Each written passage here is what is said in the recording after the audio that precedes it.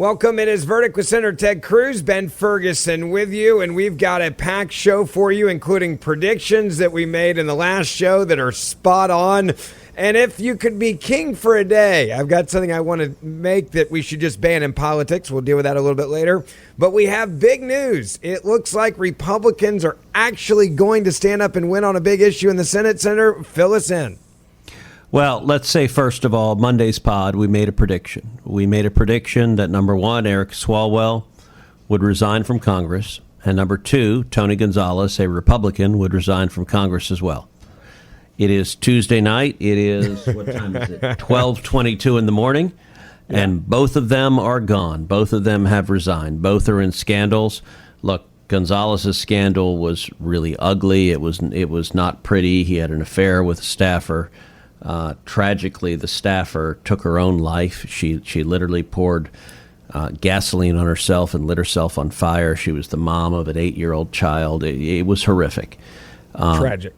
And so his stepping down, it is not a surprise to anyone. It needed to happen.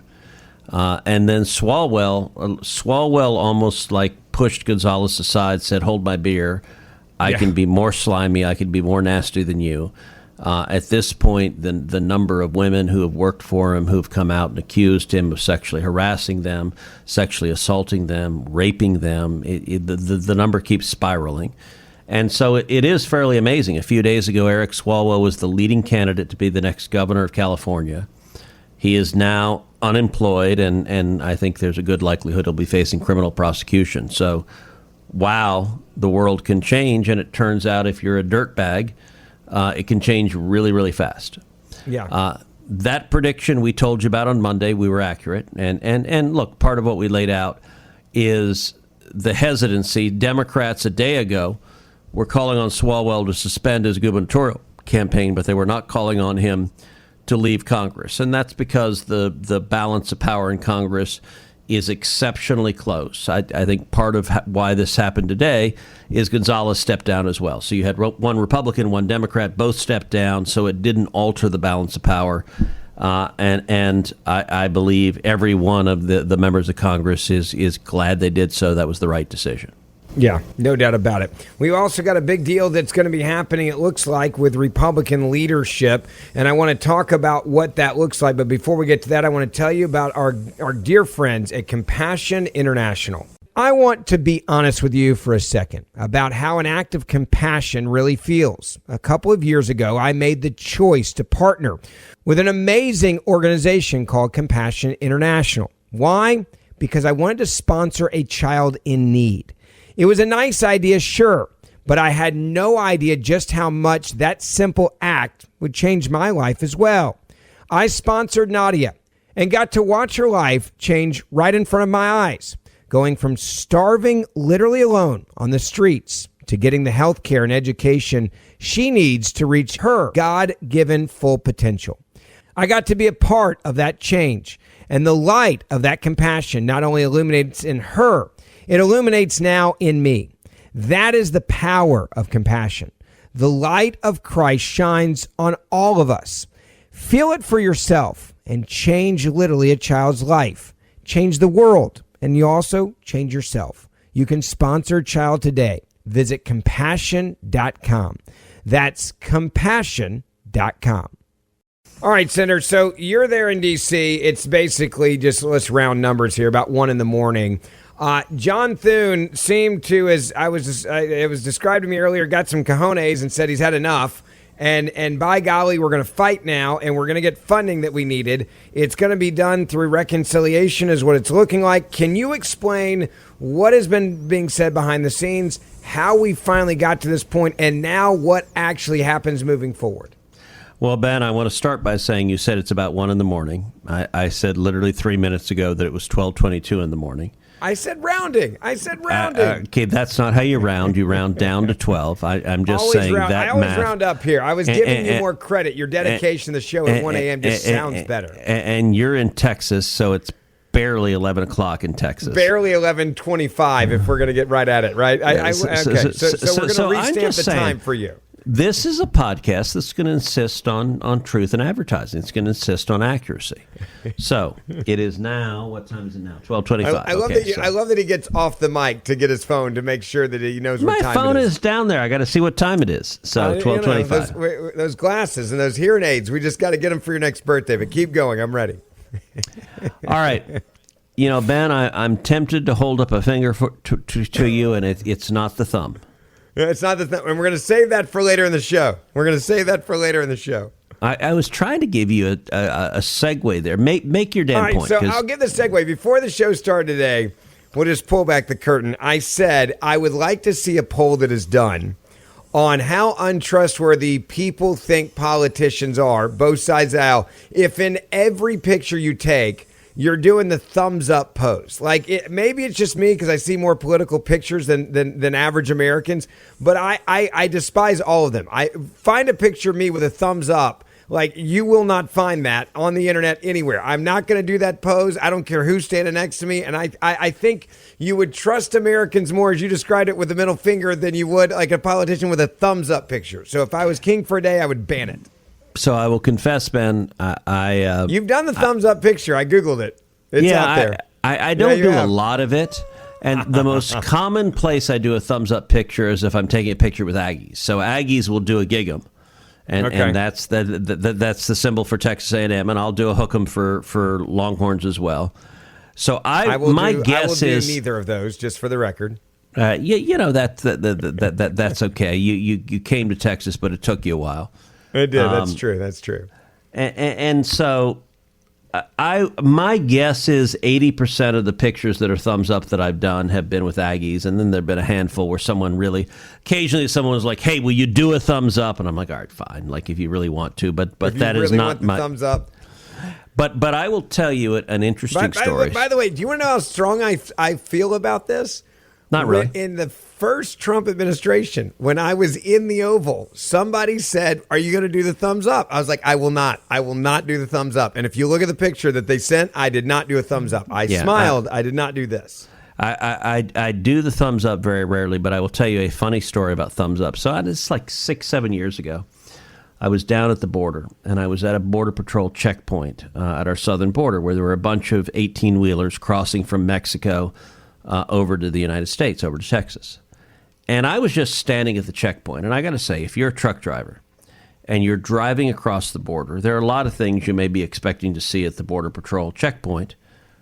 But the U.S. Senator from Texas is not one of them. Yeah, it's not on the list. Yeah. And so the looks of startled shock from every truck driver, it was really quite amusing because I stood there probably an hour or so and greeted every truck driver. And I took an informal survey. So a number of the truck drivers gave me a thumbs up, and the remaining one gave me a middle finger. Yeah. And it was, I got to say, I actually felt pretty good about the truck driver survey because I think it was about 80-20. So about 80% got the thumbs up and about 20% flipped me off. And I was like, all right, I'll take those odds. Truck drivers are my peeps. Yeah, 80-20 is a good number. That's the Republican every Party time. Has become a blue-collar party like truck drivers, steel workers, construction workers, cops, firefighters, waiters, and waitresses. That's our base. But it was still a fun because it literally was, it's amazing. Almost every truck driver, it was one of two fingers, and I got it, I don't remember how much, but it felt like close to 100% that they would give me one finger or the other. You know what? That's good odds there. By the way, on Saturday, I worked out. I did get a middle finger in the gym from a liberal. True story. I'm sitting there and I have my headphones in and I'm listening to music. And this guy you could just tell he just was wanting to talk, and he just decided he'd had enough, and he just put it right out there. And I was like, all right, well, I'm going to go back to lifting weights now. Okay, but that was a random dude, and it wasn't like Anna who was pissed at you. No, it was not that at all. No, it was just a random liberal who, if he's listening to the show, that was probably the highlight of his whole year, and I'm glad he had that moment. I'm glad I could facilitate that for him. All right, I feel confident we don't have a lot of random liberals listening to this podcast. We have reporters, because when I walk on Capitol Hill and people ask me questions, I'll say, I just addressed that in the podcast. Why don't you listen to the podcast? And then they go listen to the podcast and they write stories and break news because we break news. All right, let's talk reconciliation because we're actually going to talk about real and hard news. So, Department of Homeland Security has been shut down for 2 months. Yep. The Democrats do not care. So understand, for 2 months, Coast Guardsmen have not been paid. Secret Service agents have not been paid. FEMA has not been paid. Department of Homeland Security, the people that are fighting cyber terrorism, the people that are fighting bioterrorism, they have not been paid. About 200,000 federal employees have not been paid for 2 months. And the sad reality is not a Democrat, I believe, cares. And a big part of the reason they don't care is the media is not holding them accountable, so they're having no consequence. So Brian Schatz, who is Democrat senator from Hawaii, he's widely viewed as the Democrat leader in waiting after Chuck Schumer. He said about a month ago, he said Democrats are serene during this shutdown. It's the longest shutdown in American history. About 6 weeks ago, I stood up to my colleagues in the Senate, and I said, the Republicans, and I said, look, the Democrats are wildly unreasonable. It is bizarre. But I think where Democrats are right now is I think they will never, ever, ever vote again to fund ICE. Their base just hates ICE. And this is an open borders, pro-violent criminal party. And I think from their perspective, they will vote against funding ICE forever. And they're perfectly happy to shut down all of DHS to do it. Now, the irony is, DHS is defunded. You know what is funded? ICE. ICE. Yeah. So when we explain that quickly for people that may have missed those episodes. When we passed the reconciliation bill last summer, the Working Families Tax Cut, we funded ICE and we funded Customs and Border Patrol for the next 3 years because we knew Democrats were getting unreasonable. And so the rest of DHS is shut down, but ICE is alive, and it is literally the case that Democrats are voting to cut off funding for Coast Guard and FEMA and Secret Service and all the rest because they're mad at ICE, and ICE is fully funded. That being said, here's what I said 6 weeks ago to my colleagues. I said, listen, this is where Democrats are. It is wildly unreasonable. It is indefensible, but it's where they are. So here's the approach forward. There were some Republican senators, they're saying, oh, let's do nothing. The pressure will build on Democrats and eventually they'll cave. And I said, you know what? They will never cave. Yeah, they will leave DHS shut down for the entire year. And part of it is if the media were functional and real, they wouldn't because they'd feel heat. But nobody in the media is blaming them. And by the way, the standard media trick is they blame both parties. Oh, Congress is broken.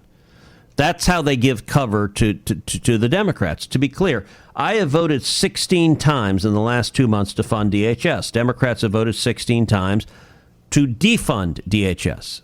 It's not both parties. The people who are voting to fund it are not responsible in the way that the people who are voting to defund it are. The reason DHS is shut down is it takes 60 votes. We only have 53 Republicans, which means the Democrats can shut it down, and they're doing so. Now, what I urge is I said, you know what? Let's pass a bill that funds DHS.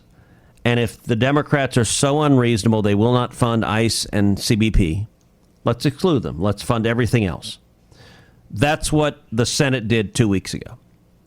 It then went to the House. And I got to say, House Republicans, they kind of lost their minds and they began screaming, we're not going to defund ICE. Now, that claim was always false because ICE is fully funded. ICE is funded through the reconciliation bill. But I understand the sort of shock because the position of the Democrats is so wildly unreasonable that House Republicans were pissed. But the consequence, they voted down the Senate bill, and it meant DHS stayed shut down. And I just think House Republicans had not gotten to the point where they have accepted, where they've internalized. These are the crazy-ass Democrats in the Senate we're dealing with, and they're never, ever, ever going to fund ICE again. So here's what I suggested.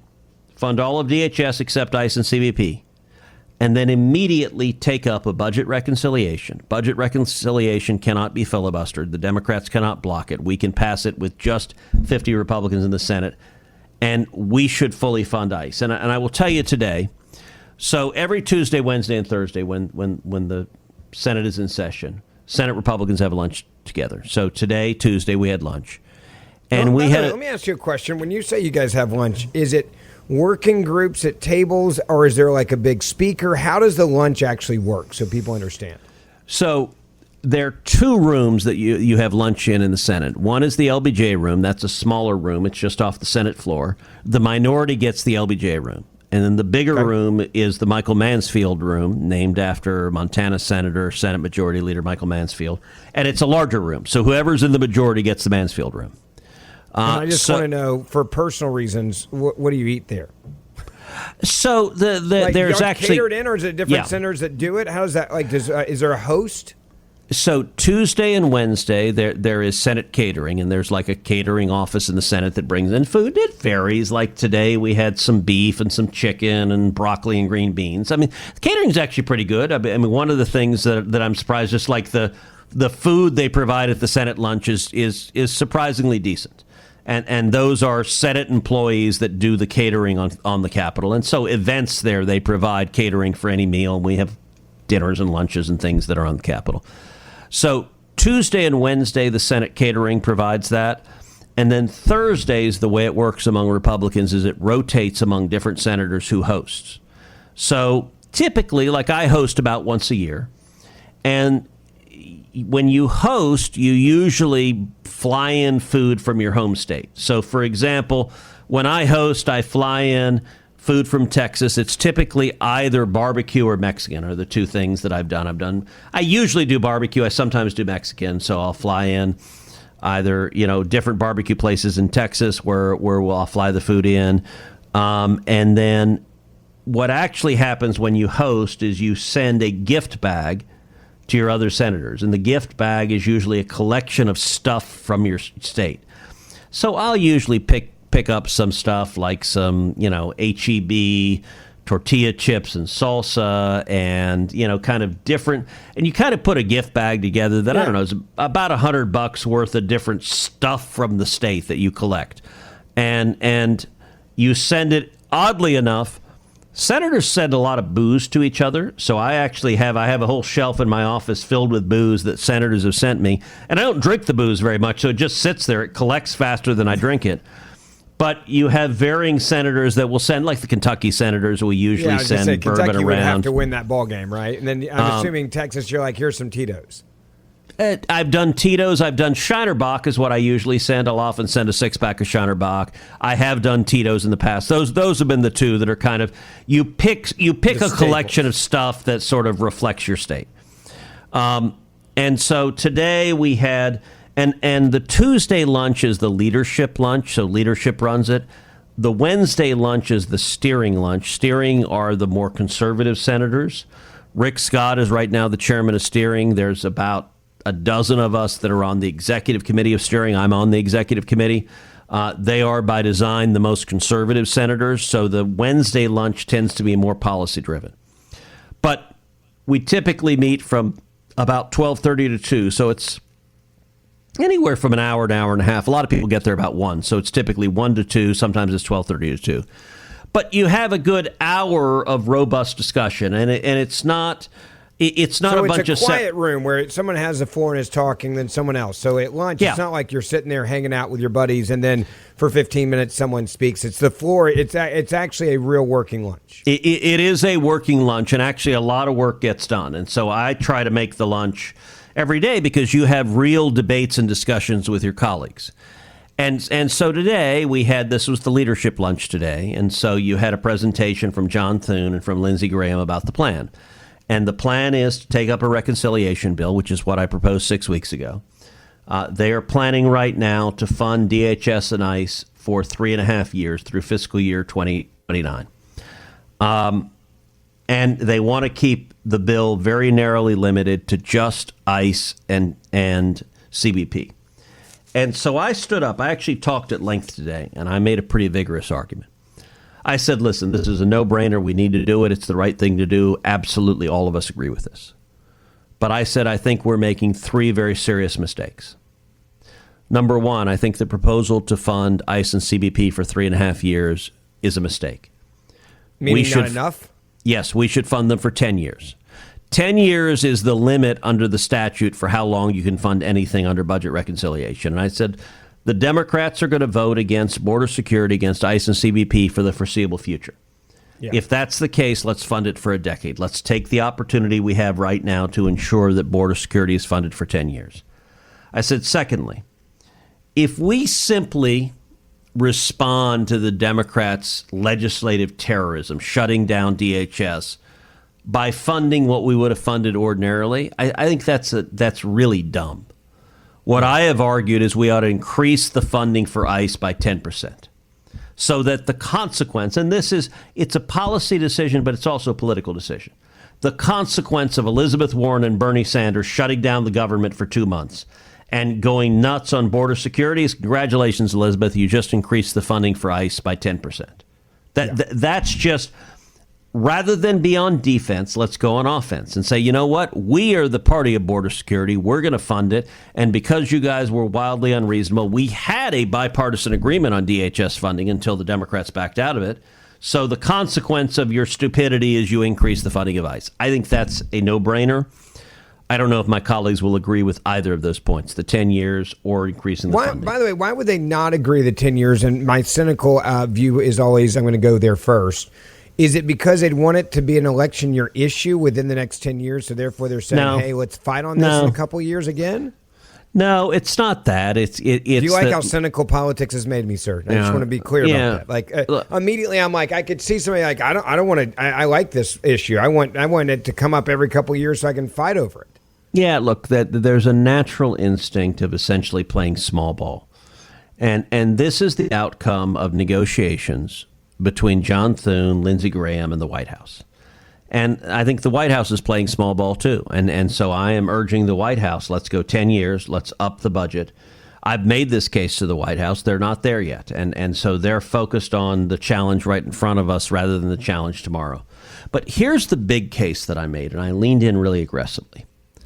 I said, listen, we should do a reconciliation bill. We should fund ICE, do it for 10 years. We should fund CBP, do it for 10 years. We should up the budgets. But we shouldn't limit it to just those two. We should do a much broader reconciliation bill. In the case I made to my colleagues, I said, this is the last meaningful chance we will have to pass Republican priorities. Sure. And there's a very real chance, right now it's substantially more likely than not, that we will lose at least the House in November. We may lose the Senate, too. If that's right, then we have just the remainder of 2026 to pass conservative victories, because starting next year, the House will be nothing but all impeachment and all investigations all the time. And so we will not be able to pass conservative priorities. So my case to my colleagues was, we ought to take this up and use reconciliation, just like we did last year on the 4th of July, where we passed the Working Families Tax Cut and had a massive number of conservative victories. We ought to do it again. And I suggested there are a lot of things we can do. So, for example, I have a bill called Keep America Flying that says the Democrats will never again be able to shut down civilian air traffic. So they won't be able to defund air traffic controllers. They won't be able to defund the TSA. They won't be able to defund the federal workers that are critical to keep planes in the air. By the way, September 30th, budget funding is going to expire again. Right now, the Democrats are going to force another shutdown. 100%. I will wager almost any sum of money. Right before the midterms. Right before the elections, they will force a shutdown. I think we're idiots to do nothing to prevent them. But the problem is a lot of folks in Congress just look an inch in front of their nose, and they can't look 10 inches in front of their nose. So if we're headed to a shutdown in September, we'd be morons not to do something to forestall it. So one of the things we can do is make sure that the 4-hour lines at airports, the people missing their flights for spring break, that doesn't happen again. We could pass funding that says we're going to keep planes flying. Democrats no longer get to destroy your vacation or destroy your work trip just because they're mad. That, I think, makes a lot of sense. What I've urged is we ought to do things that make sense for the economy. So, for example, an idea that I have been pushing hard is indexing capital gains to inflation. So the way it works, let's say 10 years ago, you bought a stock for $100. And in the course of 10 years, inflation has driven the cost of that stock to $200. Now, if that's all inflation, you don't have any meaningful gain. But if you sell that stock at $200, you pay capital gains tax on the difference between $100 and $200. And that's a phantom gain. And so what I believe is you ought to index capital gains to inflation, which means whatever the inflation is, you raise the basis, you raise the cost of whatever it is you've invested. That would have a massive positive stimulus effect for the economy. And affordability is a huge issue for the voters. It has an enormous impact on housing. So here's what's interesting. If you have a house, let's say you bought a house, and the house is appreciated massively in value. Same principle is true. If you sell it, if the appreciation is due to inflation, you pay taxes on that.